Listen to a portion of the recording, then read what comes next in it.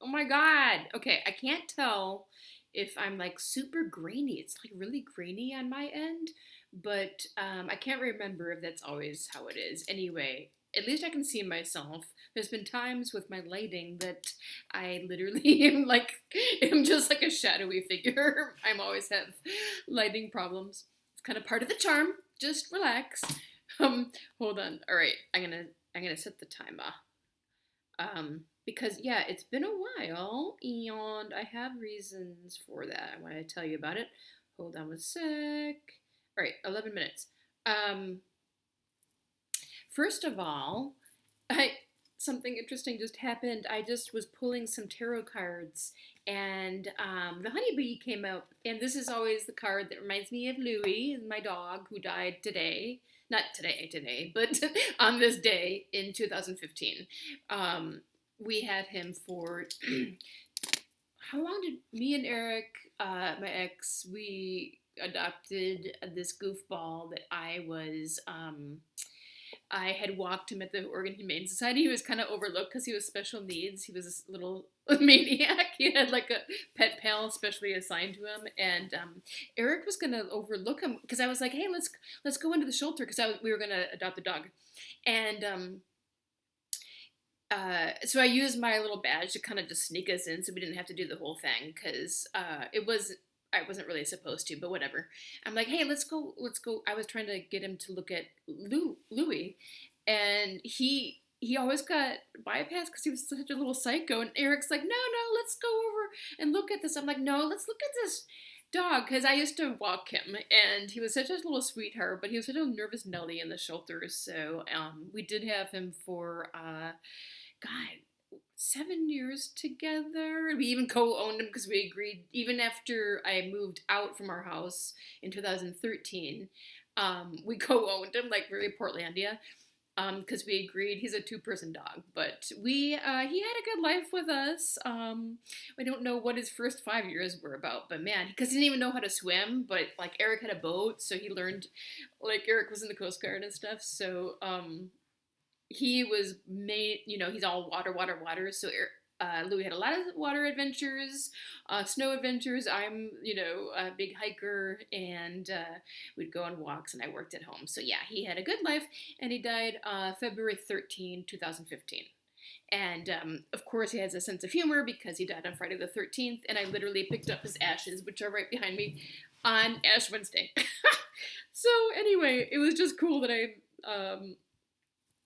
pulled that. All right. So the reason I was gone so long is because I've been going after some live storytelling events and just seeing what's what in Portland and kind of really trying to level up from uh, getting onto seeing what storytelling shows are going on. So that just has taken some time.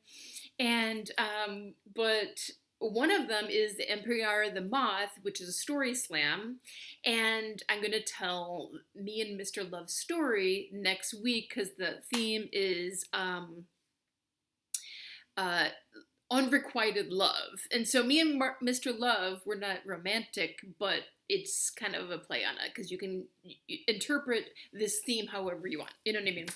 So anyway, in light of that, plus it's Valentine's Day tomorrow, and I'm going to see Mr. Love, um, I thought I would pick it up, and it's good to be back. And I'm gonna do this more regularly because I'm really going with the flow, but just trying to balance between like doing these. I know it's so fascinating to hear my process. Anyway, so I was so excited though because I was like I couldn't even remember where I had left off, so I was reviewing the last few minutes of my last video, and I'm like, oh cool, because it's March 2020, and yeah, when where I left off was that we were going to me and Mr. Love were part of the lockdown crew. That was super fun, like during the lockdown, because then the entire neighborhood had disappeared, and it was just like deserted streets, and we would hang out, and it was so quiet, and that like appeased us, because we were always like the the people who are like, it's so, slow down, this is a neighborhood, just um So during the lockdown, it was awesome because not only was the bar, Dysfunction Junction was closed down, which was awesome because all the fucking stupid people disappeared and I could just breathe, you know? And me and Nick from my open mic, we had already been walking through the neighborhood every Saturday since Leap Day of 2020. And then this happened. And so we were still doing that. And sometimes we'd go by Mr. Love's, but literally during that time, like, between he was one of the only people that I really hung out with, and it was awesome because we had already been like kind of open containering at the tailgate therapy, but this time like cops would come by and we'd wave, you know, because everyone was doing like the social distancing, so it just looked like we were doing that, but we had been already doing that.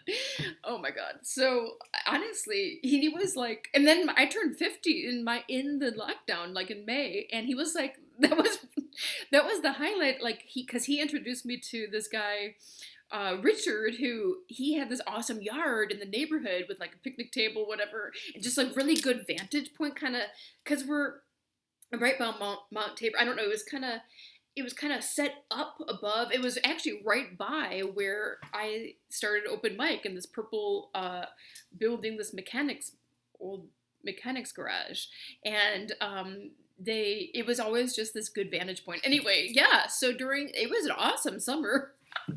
So me and Mr. Love and people would come up and like Louis would hang out. He would just be like walking down the street and he's a musician and he would bring his guitar, or no, he would play Nick's because Nick would bring his guitar or whatever.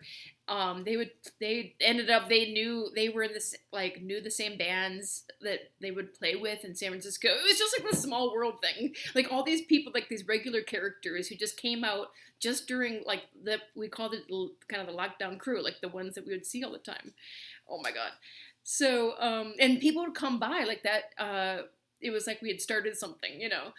Oh man, so the lockdown part, that was funny. I'm just trying to remember all of the because that was also, you know, I'm so beyond that, but like yeah, I was seriously psyched because that meant all these stupid people who like were just spooky to me, and Nick was trying to get me through it because I'd been talking about it at open mic, and Mr. Love had already been helping me with this, but this just doubled down. Like this is where I got like through it because me and Nick would go like purposely through Dysfunction Junction, hang out at like play his guitar like on the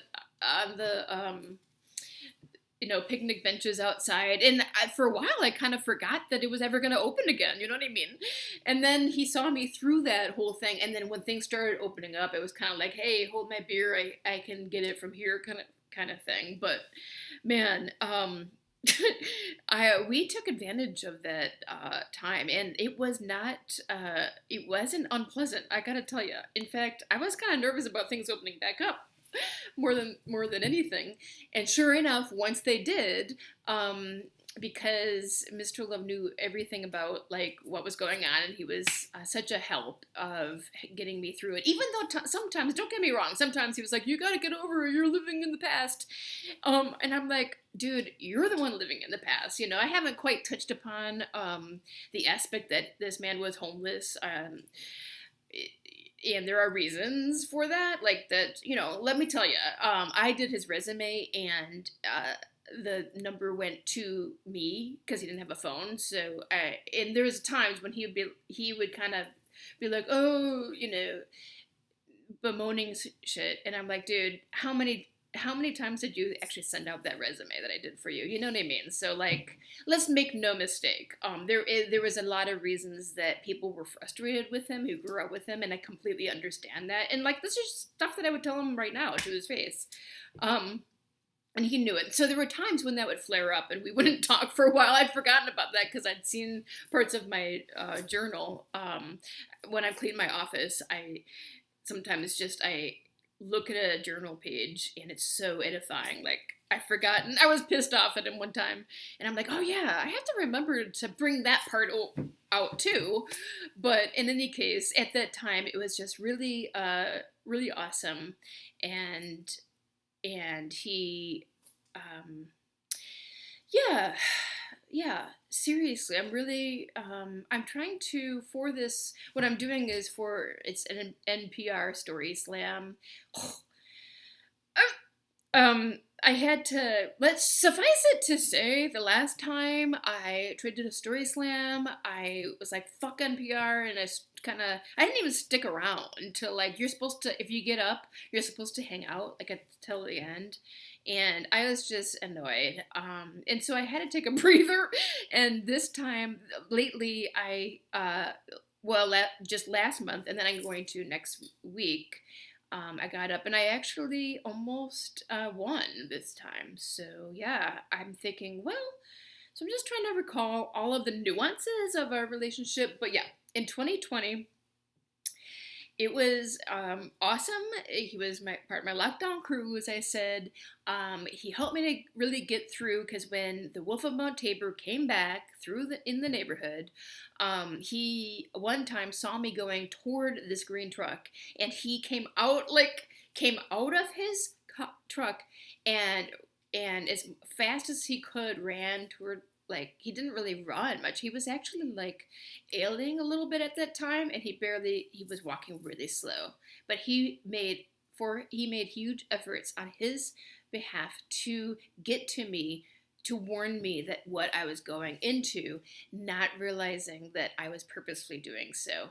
And every time I would go towards this in order to get through it, you see, even though, like, he knew what I was doing, he it supported me in it, and I always would come back to him after I would have these encounters, which were really scary for me at the time because these are spooky ass people, man, and I'm not fucking around. Oh my god, that's perfect timing. Dun dun dun. And on that note, it's so they're really to be over it, obviously. So I can kind of view it from afar at this point.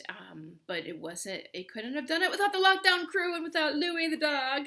And yeah. So with that, sorry, I was like, what the heck is that? Because I can't see. I would just look at that. Anyway.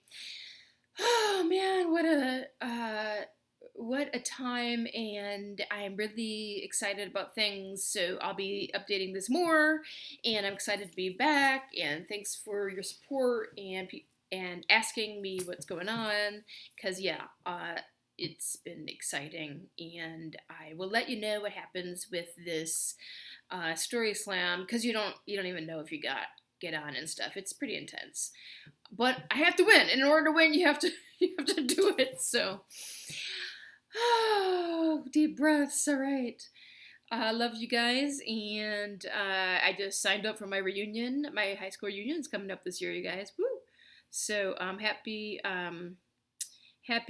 Valentine's Day. Talk soon. Bye.